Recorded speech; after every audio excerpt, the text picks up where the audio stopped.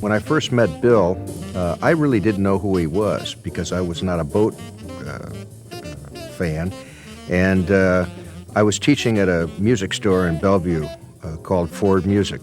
And Bill had a mutual friend by the name of Bruce Ford. And Bill was rehearsing a big band on a Tuesday night, and the first trumpet player didn't show up. So Bruce says, well, you know, I have Fred Radke here, who just moved to the area about a year ago, and he's like one of the guys from San Francisco. He's been with the Lancers and been with the Glenn Miller Orchestra, and he says he's a great player. Let me ask him. He's been teaching all afternoon if he'd like to sit in with the band. So I go out, and I'm, you know, kind of a little cocky, and Bill says, what are you doing this evening after you're done teaching? And I said, I'm going home and having dinner with my wife. And he said, do you think you can stay over and play with the big band? And I said, well, who's playing? I mean, you know, I just don't play with any band. He says, I'm playing.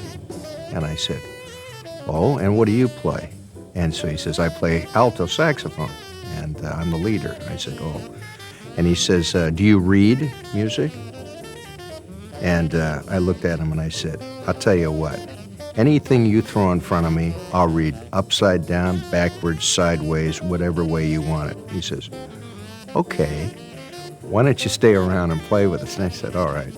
So the first arrangement he pulls out is a real hard, I mean, the band could hardly play it. These are school teachers and so on.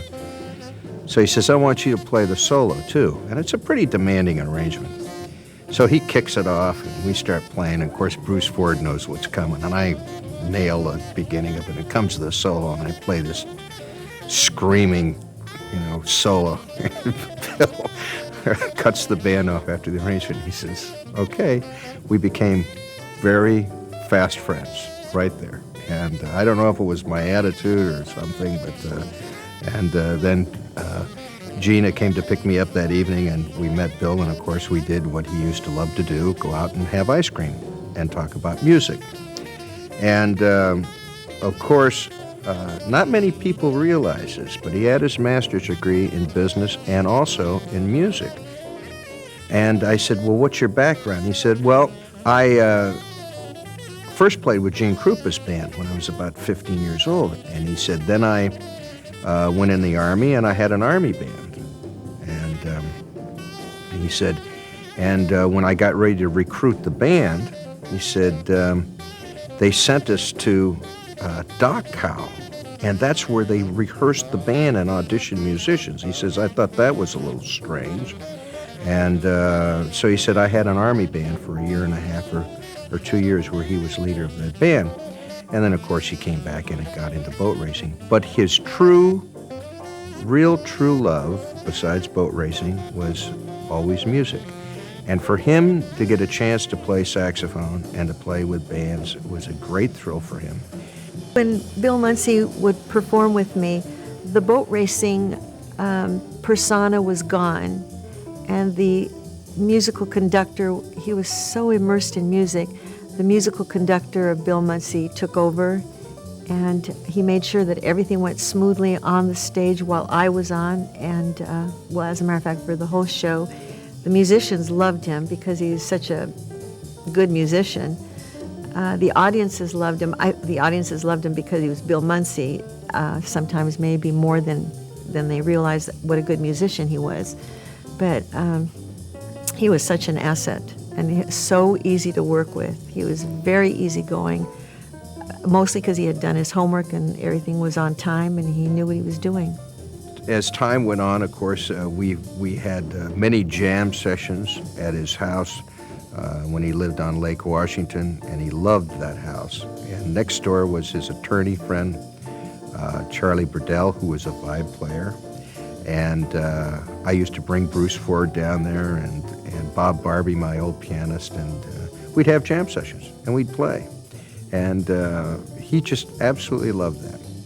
I really became aware of his musicianship from talking to other people, how really good that he was, and that he A lot of people in the music world were disappointed in him that he chose to become a boat racer and not a musician. And because I love music so much and so much wanted to be a musician myself, I always used to think, why would he race boats when he could be a musician? It always seemed like a bad choice to me. Bill played a number of times in the pit area. I remember he played with one of my sponsors. My first sponsor was actually a rock and roll band called the Barney Armstrong Machine. And Bill was very good about helping other people's sponsorship. He understood that his name was so big that if he gave your sponsor some of his time, that was a big plus, and he was great at that. And I remember my sponsor being a rock band, had a little TV gig, and he stood in with them and played saxophone. He used to say that my saxophone playing helps me on the race course. And of course, my answer would be, how?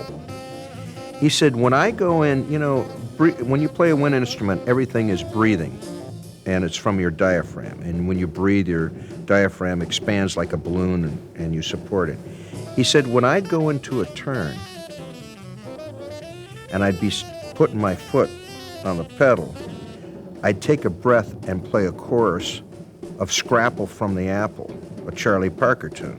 And he said, and I'd play the chorus like I'm singing, and I'd be mumbling to myself, singing the chorus, and then I'd come out and I'd release. And he said, my breathing always helped me on the race course. And I would think music when I went in there. That's why his timing was so impeccable. When he knew, believe it or not, he used to say, I was thinking musically. He always gave a lot of credit to his music background. Holding his breath. He had the open cockpit, and that was really responsible for his starts, his great starts. It's because he had the tempo, the beat, and he could count. He knew where he had to be and how fast, at what speed he had to be going. The other drivers might depend on their stopwatches. He could rarely ever see his. They even mounted one on a dash, and he could never see it. So it was all by, I guess you call it, by the seat of his pants and that timing. And he also realized that he was holding his breath up complete straightaways and without knowing it. But he always gave great credit to the music background. He was always busy doing something. And his music, he loved music. And when he was a young man, he played with some pretty significant musical people.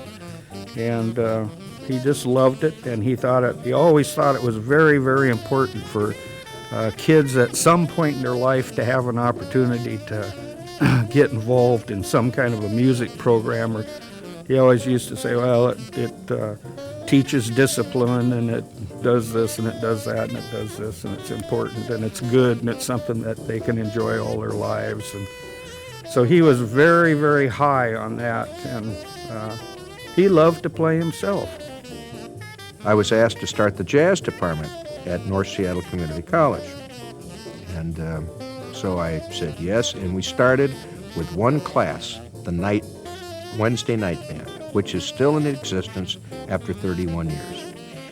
And so now they have no funding.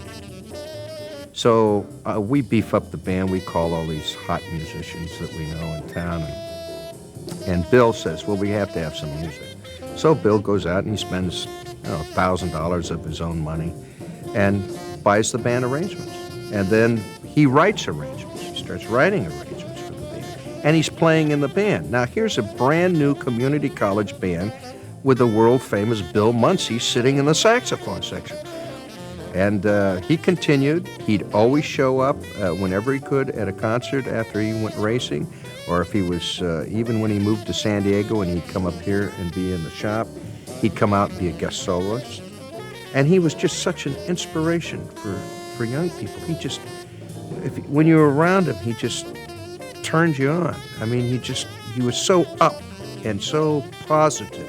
And there's a great picture of him driving the Atlas, and he wrote on it, he says, "Dear Fred and Gina, it's hard to be gracious when we're legendary." Signed, Bill. And I always laugh at that. Every day I see that, and I chuckle because it was his sense of humor. Or his other famous saying was, "I don't mean to tax your imagination beyond your mental capacity, but And that was another one he used to pull off. And he always used to give me a bad time, and we had a lot of laughs. And when he died, I immediately started the Bill Muncey Music Scholarship Fund at the college. It's amazing what students have learned from that. I think about him every day. I show him a film of Bill Muncey and that interview of him driving his Donzi around Lake Washington with him talking to the reporter. And I show them that all the time. At the beginning of each quarter, anybody that takes that is on the Bill Muncey Scholarship, yeah, they'll know who Bill Muncey is.